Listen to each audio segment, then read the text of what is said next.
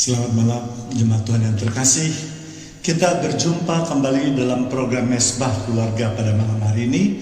Untuk itu mari kita siapkan hati kita untuk menaikkan Mesbah Keluarga ini. Mari kita lengkapi anggota keluarga kita dan kita angkat satu pujian, Bapa Kau Setia. Terima kasih Tuhan atas semua kebaikan Tuhan. Kalau pada malam hari ini kami boleh berkumpul, keluarga kami boleh berkumpul menaikkan mesbah keluarga kami Tuhan.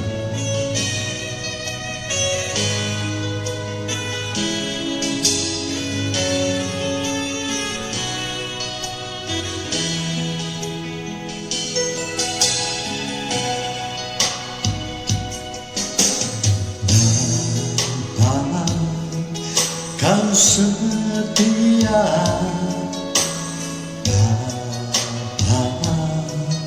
Kau mulia, tenang jiwaku, aman bersamamu.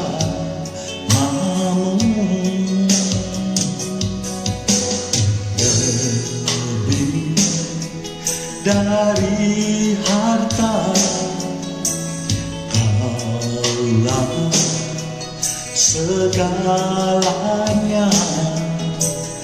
Tenanglah jiwaku dalam hadirat-Mu. Kau tunjukkan kasih setiamu. Kau menyediakan yang ku perlu.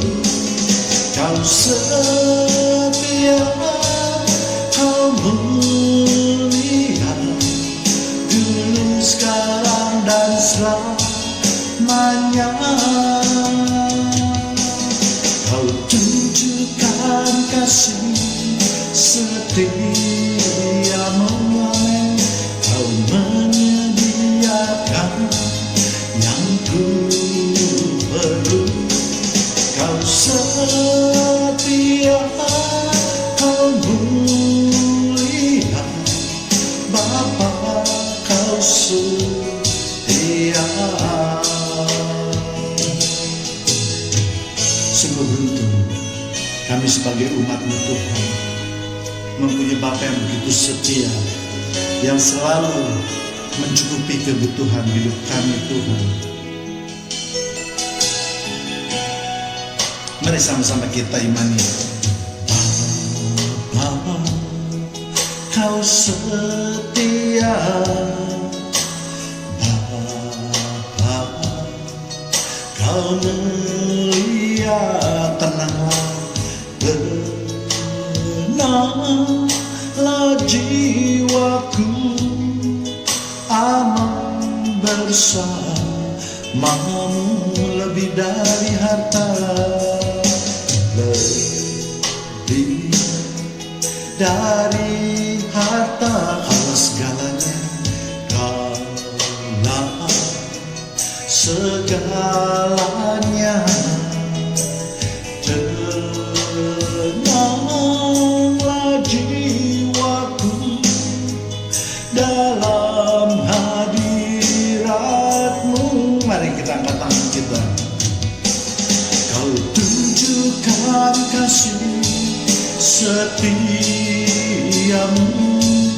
Kau menyediakan yang ku perlu. Kau setia, Kau mulia, dulu, sekarang, dan selamanya. Kau tunjukkan kasih setiamu. Kau menyediakan yang ku perlu. Kau setia, Kau mulia, Bapa Kau setia.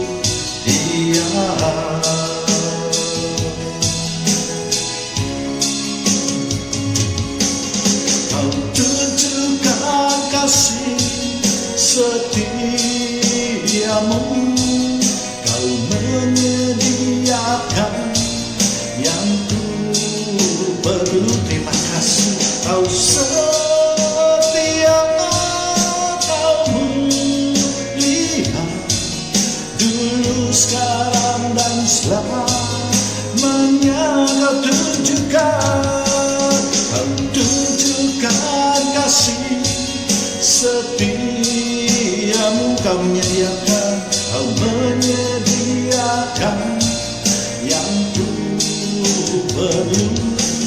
Kau setia, kau mulia, Bapa, kau setia. Kau setia, kau mulia, Bapa, kau setia. Terima kasih Tuhan atas semua kebaikan Tuhan di dalam kehidupan kami Tuhan. Kami tahu Tuhan, Engkau Tuhan yang berkuasa atas hidup kami. Bagi Tuhan tidak ada yang mustahil.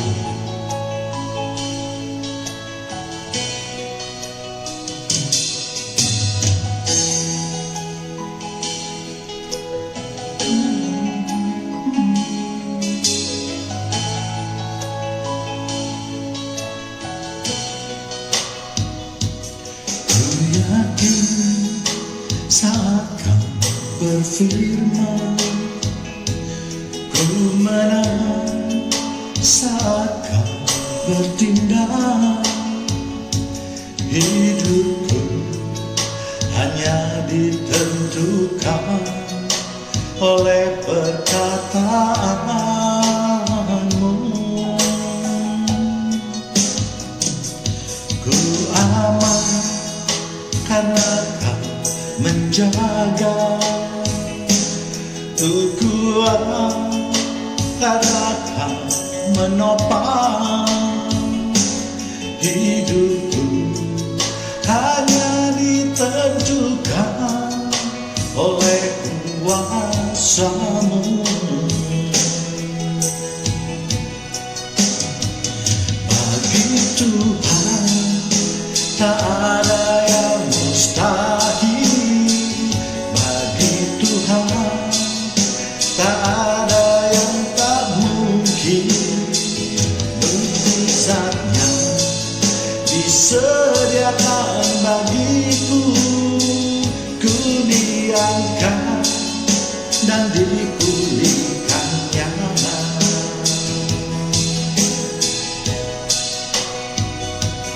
Ku yakin saat kau berfirman, amin.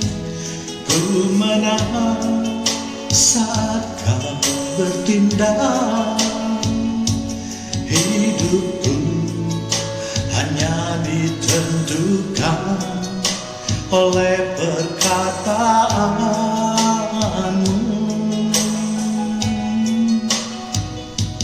Ku aman karena kau menjaga.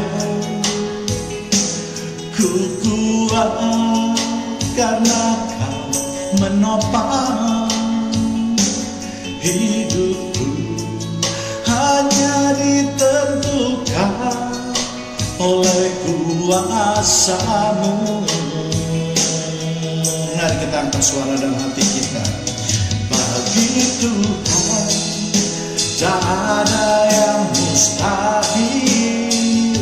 Bagi Tuhan tak ada yang tak mungkin. Mukjizatnya disediakan bagiku. Ku diangkat dan dipulihkannya.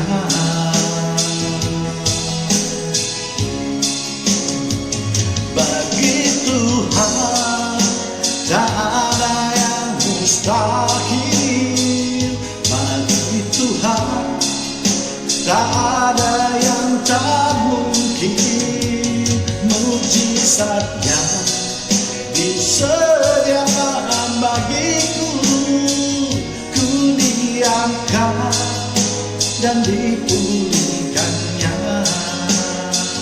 Ku diangkat dan dipulihkannya.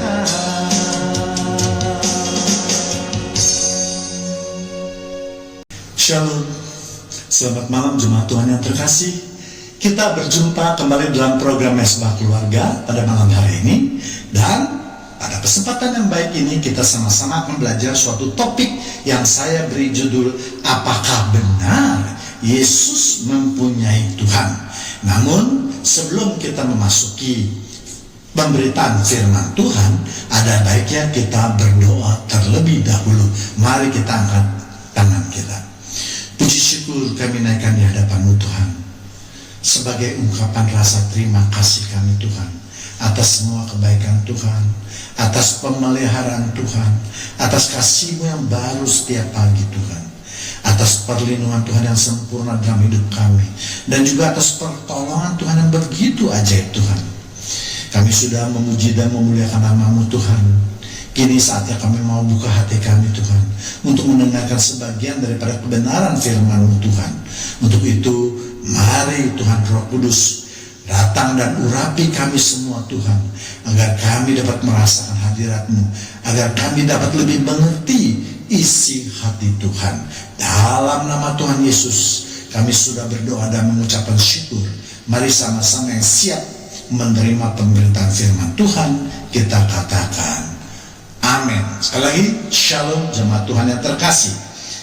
Seringkali orang Kristen, yaitu para saksi Yehova maupun Arianisme, ataupun orang-orang yang di luar Kristen itu terus-menerus menyerang Yesus. Mereka tidak mau menerima Yesus sebagai Tuhan.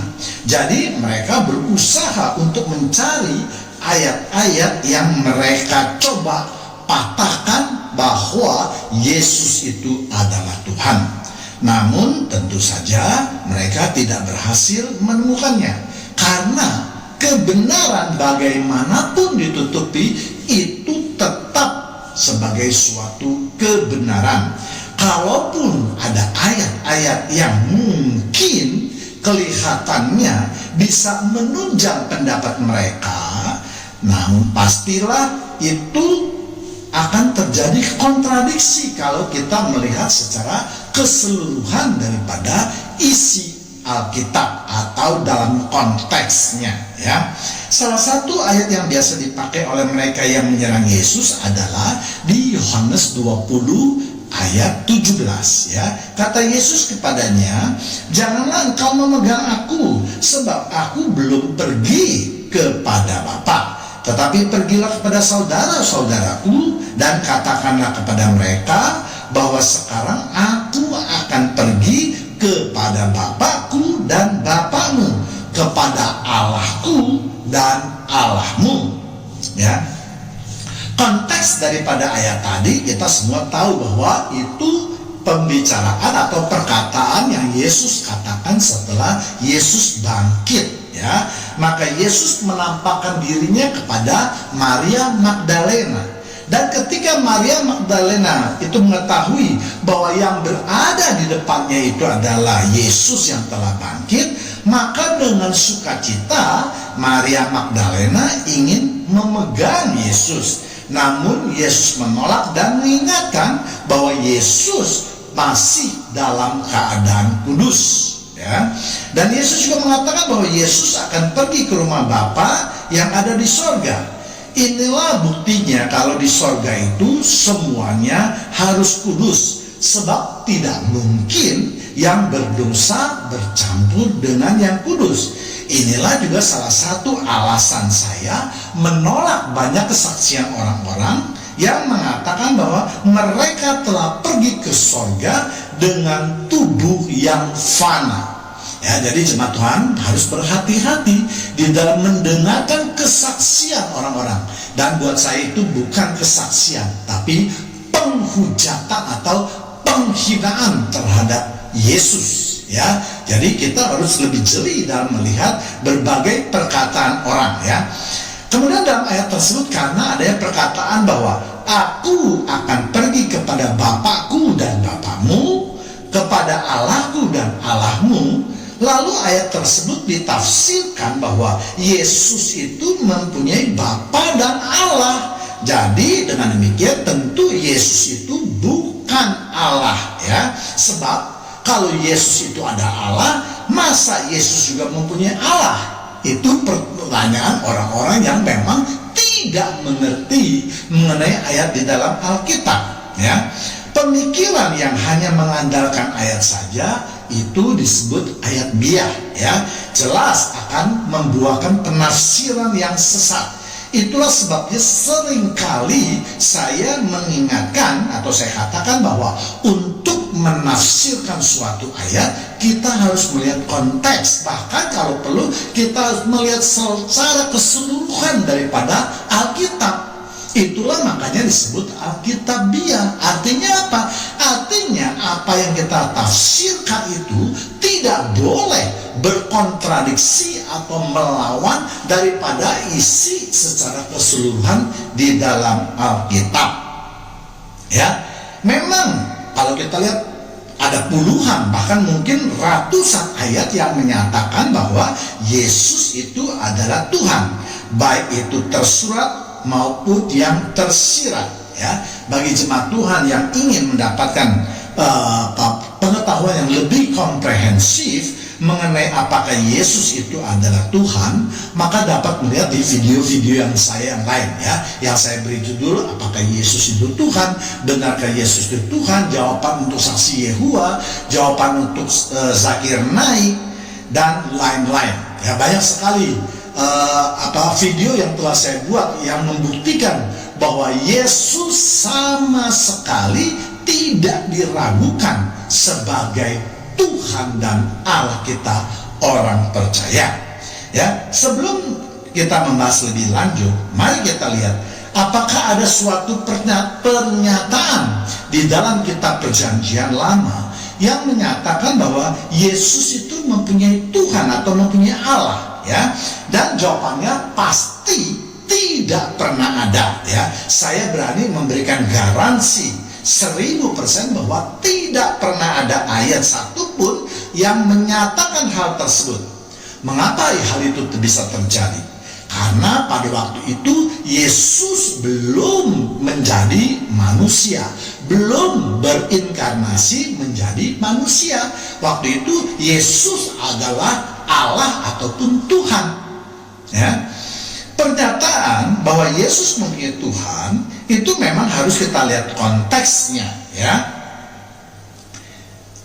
Atau kita lihat grand design daripada Bapa yang ada di surga, ya. Jadi untuk lebih jelasnya juga, jemaat Tuhan yang terkasih yang ingin mengetahui apa itu grand design daripada Allah Bapa di surga, dapat melihat video saya yang lain yang saya beri judul fungsi dalam Allah Trinitas. Jadi Yesus yang memerankan anak Allah yang menjelma menjadi manusia atau berinkarnasi sebagai manusia dengan tujuan untuk menyelamatkan manusia. Dan kita semua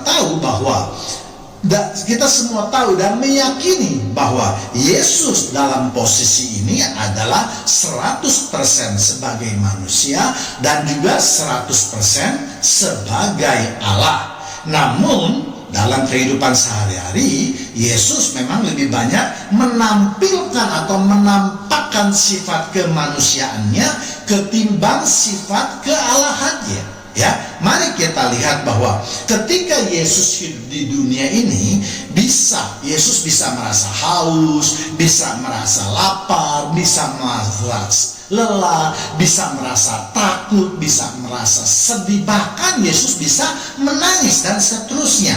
Itulah semua sifat-sifat yang dimiliki oleh manusia, ya. Dan hal yang terpenting, Yesus tentu saja juga mengajarkan harus mempunyai Allah. Bagaimana hidup sesuai dengan kehendak Allah, bagaimana menyembah Allah, dan seterusnya.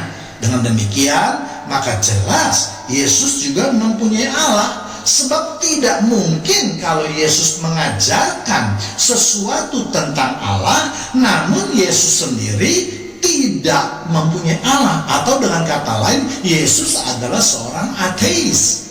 Bukankah kita tahu bahwa kedatangan Yesus di dunia ini adalah untuk mengajarkan kepada manusia apa yang harus dilakukan oleh manusia kepada Allah dan apa yang tidak boleh dilakukan oleh manusia terhadap perintah-perintah Allah. ya kita tentu harus mengingat itu tujuan daripada Yesus datang ke dunia ini. Sedangkan sifat kealahannya lebih banyak dipergunakan yaitu untuk membuat mukjizat. Ya, misalnya ketika Yesus merubah air menjadi anggur, ketika meredakan angin tofan atau angin sakal, menyembuhkan orang sakit, bahkan juga sampai membangkitkan orang mati, mengusir setan dan seterusnya. Dan hal-hal ini memang tidak akan mampu dilakukan orang biasa. Ya, jadi Tuhan Yesus tentu akan memisahkan mana yang dia harus lakukan sebagai manusia dan mana yang dia harus melakukannya sebagai Allah. Jadi kalau demikian, sejak kapan Yesus itu mempunyai Allah? Inilah pertanyaannya, ya. Untuk membahas mengenai Yesus mempunyai Allah, maka itu dapat kita bagi atas 3 fase. Yang pertama yaitu fase sebelum kematian atau kebangkitannya, atau dengan kata lain yaitu pada fase Yesus hidup di dunia ini. Ya, kita lihat di Mazmur 22 ayat 11. Kepadamu aku serahkan sejak aku lahir, sejak dalam kandungan ibuku engkaulah Allahku. Jadi berdasarkan ayat tadi, Yesus dikatakan sejak di dalam kandungan Bunda Maria itu dia sudah mengangkat atau sudah mempunyai Allah. Ya, jadi sejak Yesus masih jadi janin, Yesus dinyatakan sudah mempunyai Allah. Dan selama Yesus di bumi ini, seringkali juga Yesus berdoa kepada Bapa di sorga. Inilah salah satu juga ayat yang sering dipakai oleh penyerang Yesus, yang mengatakan bahwa Yesus itu bukan Allah. Kalau Yesus Allah, masa Yesus berdoa kepada Allah? Ya, jadi memang kadang-kadang kita susah untuk memberikan pengertian kepada mereka yang otaknya memang sudah bebal, terutama mereka yang sudah menjadi sesat, ya. Jadi kalau Yesus berdoa kepada Allah Bapa, itu tentu kita harus melihat konteksnya. Apa itu konteksnya? Yaitu ketika Yesus atau grand design daripada Allah Bapa untuk menyelamatkan manusia, maka Yesus itu harus datang ke dunia ini sebagai seorang manusia, ya. Kemudian kita lihat juga ayat-ayat yang sering dipergunakan oleh penyerang Yesus, ya, misalnya di Yohanes 17 ayat 1 di mana Yesus berdoa di taman Getsemani. Demikianlah kata Yesus, lalu ia menengadah ke langit dan berkata, Bapa, telah tiba saatnya, permuliakanlah anakmu supaya anakmu mempermuliakan engkau. Ya, kalau kita membaca terus di dalam ayat-ayat selanjutnya, bahkan Yesus berdoa bukan hanya 1 kali, tetapi dia berdoa 3 kali. Demikian juga ketika Yesus akan membangkitkan Lazarus, dia juga selalu berdoa kepada Allah Bapa, yaitu di Yohanes 11 ayat 41. Maka mereka mengangkat batu itu, lalu Yesus menengadah ke langit dan berkata, Bapa, aku mengucapkan syukur kepadamu karena engkau telah mendengarkan aku. Dan kalau kita lihat atau kita cari di dalam kitab Perjanjian Baru, banyak sekali ayat-ayat yang memang menyatakan Yesus itu berdoa kepada Bapa sebelum melakukan suatu perkara, ya. Jadi itu tidak aneh bagi kita yang memang sudah mengerti isi daripada ayat, ya. Dan yang paling kontroversial atau yang paling menjadikan ancaman atau mereka yang sering mengancam orang atau mengecoh atau menghina orang Kristen atau menghina Yesus adalah ketika Yesus di kayu salib, ya, yaitu di Markus 15 ayat 34. Dan pada jam 3 berserulah Yesus dengan suara nyaring, Eloi, Eloi lama sabachthani, yang berarti Allahku, Allahku, mengapa engkau meninggalkan aku? Ya, ayat ini sangat kontroversial dipakai oleh orang-orang yang memang tidak mengerti tentang ayat di dalam Alkitab, ya. Namun bagi jemaat Tuhan yang ingin mendapatkan pengetahuan apa yang dimaksud dalam perkataan tadi, dapat melihat pada video saya yang lain ya, yang saya beri judul Eli Eli lama sabachthani ya. Banyak juga orang yang di luar Kristen mengatakan maka Tuhan orang Kristen itu bisa mati. Maka masa Tuhan orang Kristen itu ketika ingin mati berteriak-teriak memohon pertolongan Tuhan. Kalau dia Tuhan atau Allah, pasti dia dapat menolong dirinya sendiri. Ya, sekali lagi yang saya katakan, mereka hanya mencomot satu ayat, hanya melihat satu ayat. Mereka tidak mengerti ada banyak sekali ayat yang menunjang atau yang sangat menopang bahwa Yesus itu memang seorang Allah atau seorang Tuhan ya. Jadi sekali lagi jemaat Tuhan yang terkasih, kita hendaknya jangan terpengaruh oleh orang-orang yang berpemikiran sesat seperti itu. Bahkan saya mau menambahkan bahwa Yesus tidak hanya mempunyai Allah ketika masih di dunia ini, tetapi juga ketika pasca atau sesudah kebangkitannya, Yesus juga masih tetap mempunyai Allah. Ya, jangan kaget jemaat Tuhan yang terkasih ya. Kita lihat yaitu yang dua fase setelah kebangkitannya. Di Yohanes 20 ayat 17 tadi, kata Yesus kepadanya, "Janganlah engkau memegang aku, sebab aku belum pergi kepada Bapa. Tetapi pergilah kepada saudara-saudaraku dan katakanlah kepada mereka bahwa sekarang aku akan pergi ke Bapakku dan Bapakmu, kepada Allahku dan Allahmu." Ya, ayat di dalam konteks tadi yang baru saja saya bacakan adalah perkataan Yesus ketika baru bangkit dari kuburnya. Dengan jelas pula Yesus mengatakan bahwa Yesus akan pergi kepada Bapakku dan Allahku. Mengapa Yesus berkata seperti itu? Apa alasannya?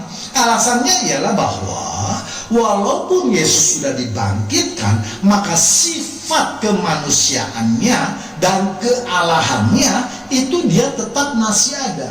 Buktinya adalah ketika dia ingin dipegang oleh Maria Magdalena, Yesus menolak.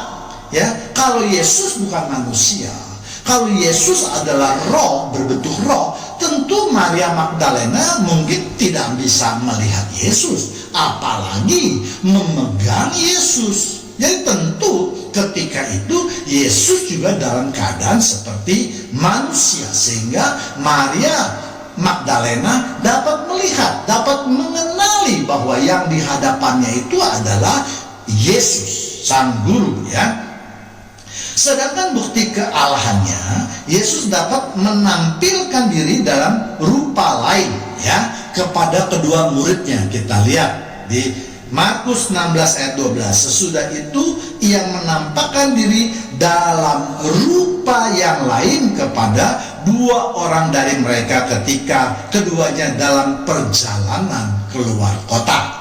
Ya, atau Yesus dapat menghilang di antara mereka berdua juga ya, yaitu di Markus 16 ayat 31. Ketika itu terbukalah mata mereka dan mereka pun mengenal dia, tetapi ia lenyap dari tengah-tengah mereka. Jadi kalau dia itu hanya seorang manusia biasa, tentu dia tidak bisa hilang, ya kan? Justru Yesus itu mempunyai natur keilahian atau kealahannya, sehingga dia dapat berada dimanapun yang dia mau, ya, tidak terbatas dengan tempat dan ruang, ya. Sedangkan bukti lain kemanusiaan Yesus itu dapat dilihat juga dalam beberapa ayat yang lainnya. Misalnya yaitu di Yohanes 20 ayat 27. Kemudian dia berkata kepada Thomas, "Taruhlah jarimu di sini dan lihatlah tanganku, ulurkanlah tanganmu dan cucukkan ke dalam lambungku, dan jangan engkau tidak percaya lagi, melainkan percayalah." Ya, jadi Yesus mempersilakan Thomas untuk menaruh tangannya yang pada tangan Yesus yang berlobang tadi sebagai bukti bahwa Yesus telah bangkit. Demikian juga Yesus mempersilakan Thomas untuk mencucukkan jarinya ke lambungnya. Jadi inilah bukti bahwa Yesus itu masih mempunyai sifat kemanusiaannya. Bahkan kalau kita lihat di kitab Lukas, keadaan tersebut lebih diperjelas lagi, yaitu di Lukas 24 ayat 39 sampai 43. Lihatlah tanganku dan kakiku, aku sendirilah ini. Rabalah aku dan lihatlah, karena hantu tidak ada daging dan tulangnya, seperti yang kamu lihat ada padaku. 40. Sambil berkata demikian, ia memperlihatkan tangan dan kakinya kepada mereka. 41. Sambil berkata demikian, ia memperlihatkan tangan dan kakinya 41. Dan ketika mereka belum percaya karena girangnya dan masih heran, berkatalah ia kepada mereka, adakah padamu makanan di sini? 42. Lalu mereka memberikan kepadanya sepotong ikan goreng. 43. Ia, Yesus, mengambilnya dan memakannya di depan mata mereka. Jadi Lukas pasal 24 ayat 39 sampai 43 ini semua memperjelas. Yesus mengatakan, inilah tanganku, kakiku. Kalau setan atau roh itu tidak punya tangan, tidak punya daging dan tulang, ya. Sedangkan ini dapat kamu lihat, dapat kamu rebam. Peganglah kalau tidak percaya. Bahkan Yesus juga meminta makanan yang berupa ikan goreng. Kalau dia adalah roh, tentu dia tidak perlu makan ikan goreng, ya kan? Apalagi kalau dia juga adalah setan misalnya, ya. Jadi ayat tadi dengan terang benderang menyatakan bahwa Yesus walaupun setelah kebangkitannya sifat natur kemanusiaannya itu masih ada, ya. Bahkan juga saya mau katakan sekali lagi, tidak usah heran bahwa ketika Yesus ke surga pun kedua natur ini masih ada di dalam diri Yesus Kristus, ya. Kita lihat yang ketiga, yaitu fase setelah naik ke surga, ya. Untuk sifat kealahannya dapat kita lihat di Ibrani 1 ayat 8 sampai 9. Tetapi tentang anak ia berkata, anak di sini maksudnya Tuhan Yesus, ia adalah Allah Bapa, ya. Tahtamu ya Allah. Jadi Allah Bapa mengatakan atau memanggil Yesus sebagai ya Allah, dan dia mempunyai tahta, ya, tetap untuk seterusnya dan selamanya, dan tongkat kerajaanmu adalah tongkat kebenaran. 9. Engkau mencintai keadilan dan membenci kefasikan, sebab itu Allahmu telah mengurapi engkau dengan minyak sebagai tanda kesukaan melebihi teman-teman sekutunya.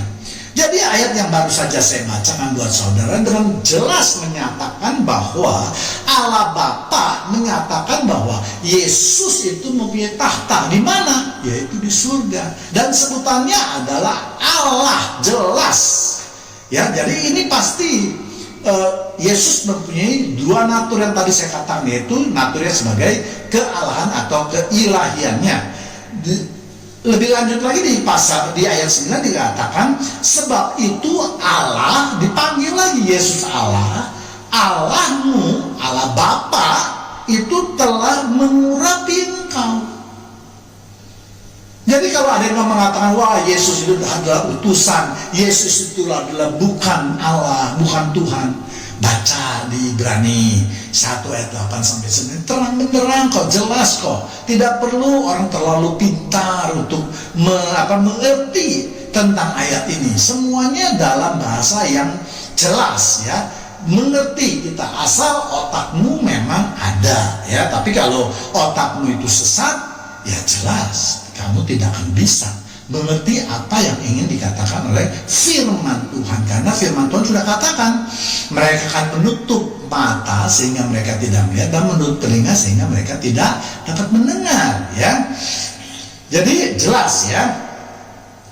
Jadi kalau ada orang-orang yang, terutama orang Kristen, ya itu saksi Yehova yang menyatakan bahwa Yesus bukan Tuhan, jelas dia juga sudah menyangkal perkataan Allah. Dia sudah menghujat Allah, ya.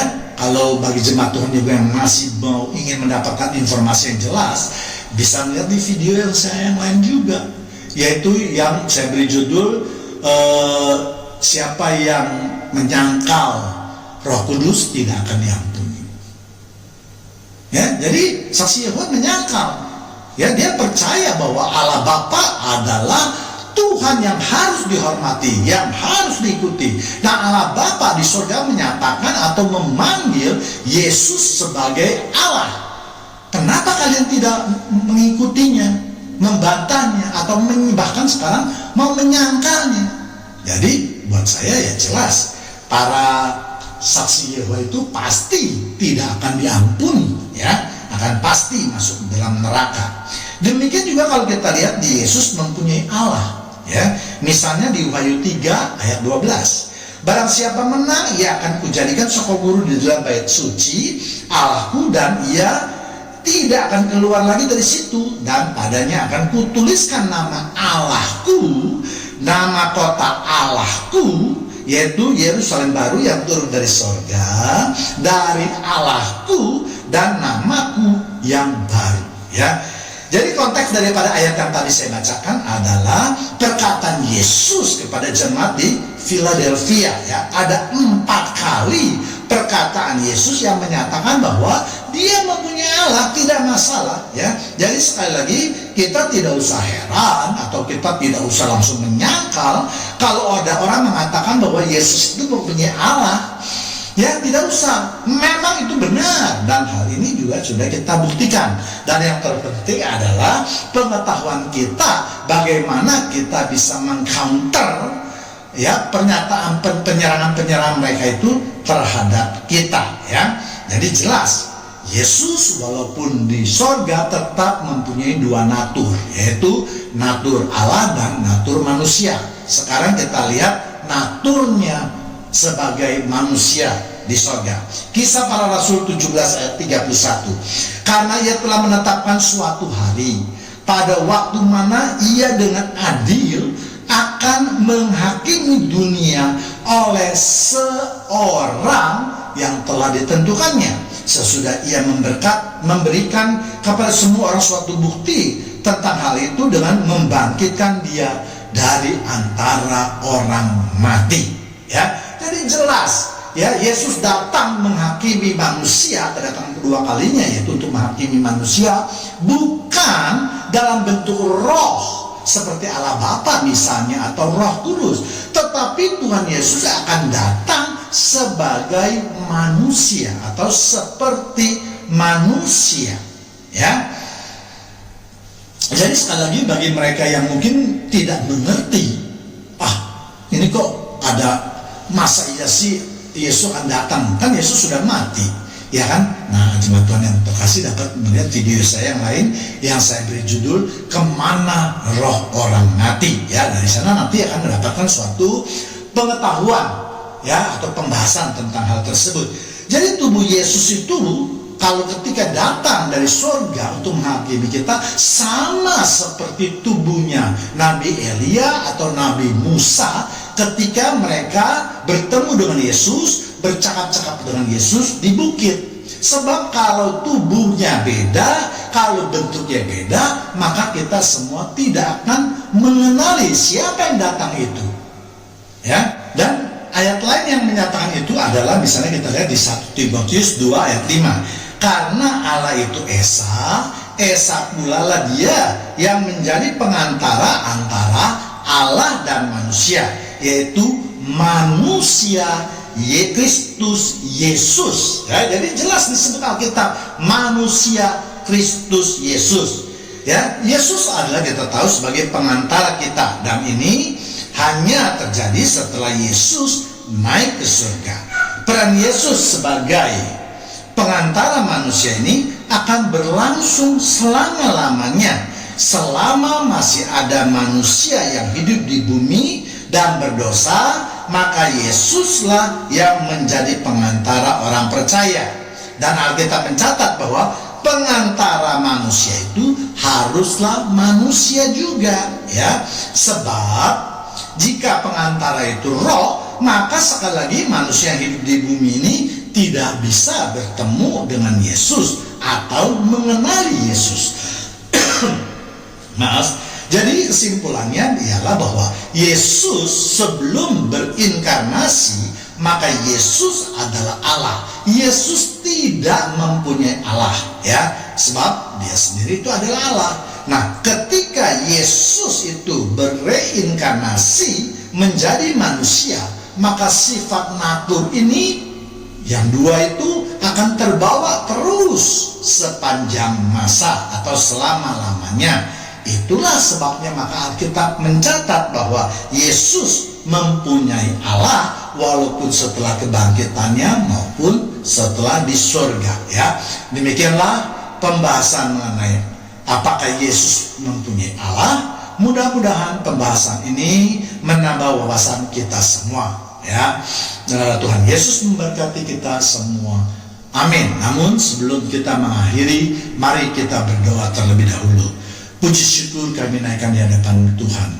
Terima kasih Tuhan kalau malam ini kami boleh mendengarkan firman-Mu yang memberikan pengetahuan kepada kami semua bahwa Engkau memang mempunyai Allah, sehingga kami dapat menjawab kalau ada pertanyaan yang diarahkan kepada kami. Biarlah Roh Tuhan, Roh Kudus terus berbicara walaupun hamba-Mu sudah selesai berbicara, agar pengetahuan dan isi hati Tuhan itu dapat kami terima seutuhnya. Dalam nama Tuhan Yesus kami sudah berdoa dan mengucapkan syukur. Mari sama-sama kita ucapkan atau kita katakan amin, ya. Jadi sebelum mengakhiri, mari kita memuji Tuhan kembali. Mari Tuhan, biarlah Tuhan hadir dan menjawab kami semua Tuhan, agar kami boleh merasakan hadirat-Mu Tuhan. Tuhan selalu menolongku.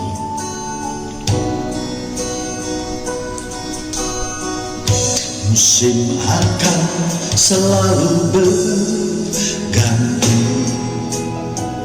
kasih Tuhan tetap abadi, tak akan berubah sampai selamanya. Ku tetap percaya, ku yakin Tuhan memberkati, amin. Ku yakin Tuhan melindungi, burung di udara Tuhan pelihara, karena kasih-Nya Tuhan selalu menolongku, selalu menjagaku, sehelai di rambutku tak akan terjatuh tanpa seizin-Mu. Tuhan selalu menolongku, selalu menjagaku. Dia mengenyangkanku dan peliharaku seumur hidupku. Mari kita imani pujian ini. Musim akan selalu berganti, kasih Tuhan tetap abadi, tak akan berubah sampai selamanya. Ku tetap percaya, ku yakin Tuhan memberkati. Kami yakin Tuhan, ku yakin Tuhan melindungi, burung di udara Tuhan pelihara, karena kasih-Nya. Mari kita angkat tangan kita. Tuhan selalu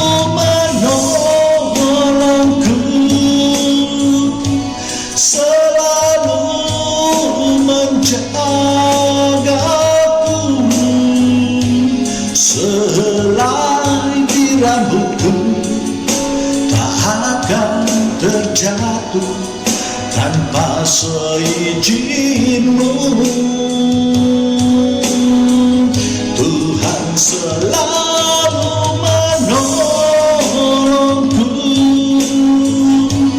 selalu menjagaku.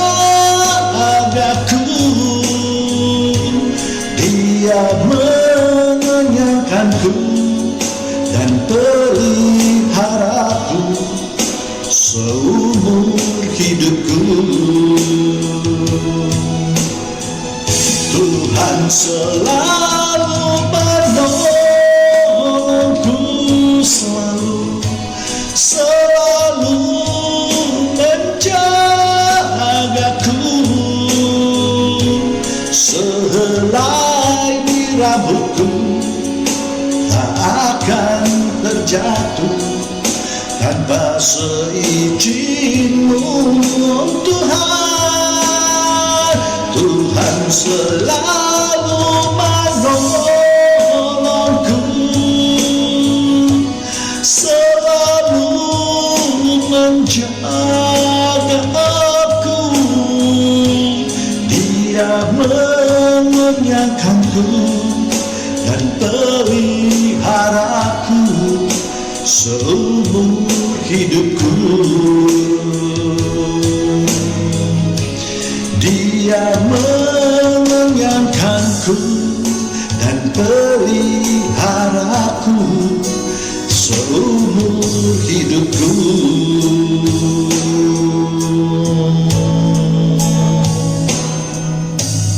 Terima kasih Tuhan.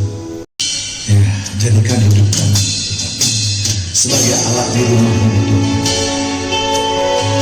bagaikan bejana.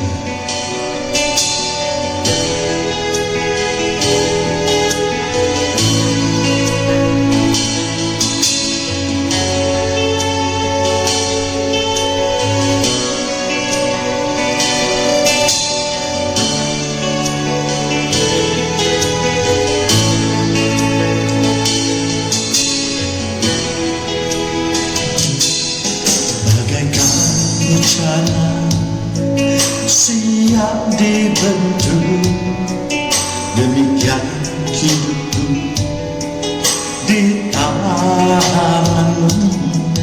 Dengan urapan kuasa Roh-Mu, ku dibaharui selalu. Jadikan ku Allah dalam rumah-Mu, inilah hidupku di tangan-Mu. Bentuklah seluruh kehendak-Mu, pakailah sesuai rencana-Mu.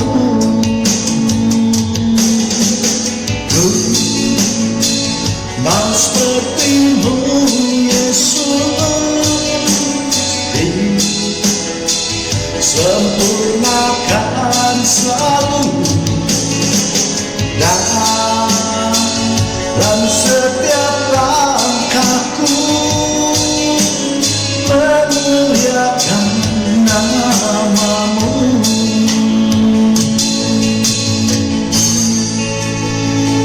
Hidup kami ini Tuhan bagaikan bejana yang rapuh Tuhan. Untuk itu mari Tuhan, biarlah kami boleh mendapatkan perlindungan dari Tuhan. Pakailah hidup kami ini Tuhan sesuai dengan kehendak Tuhan. Amin.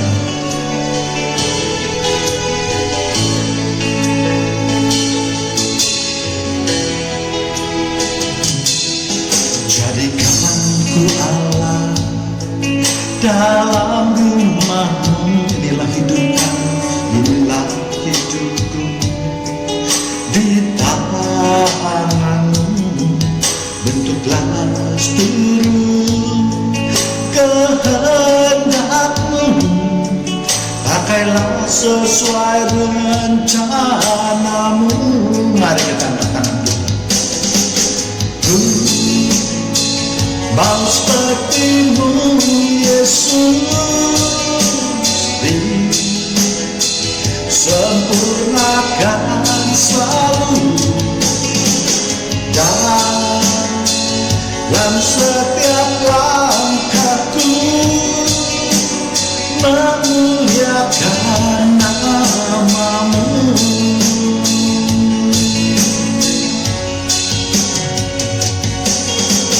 Ku mau sepertimu, Yesus,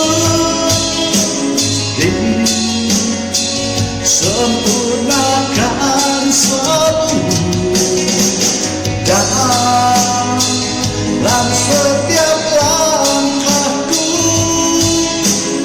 memuliakan namamu,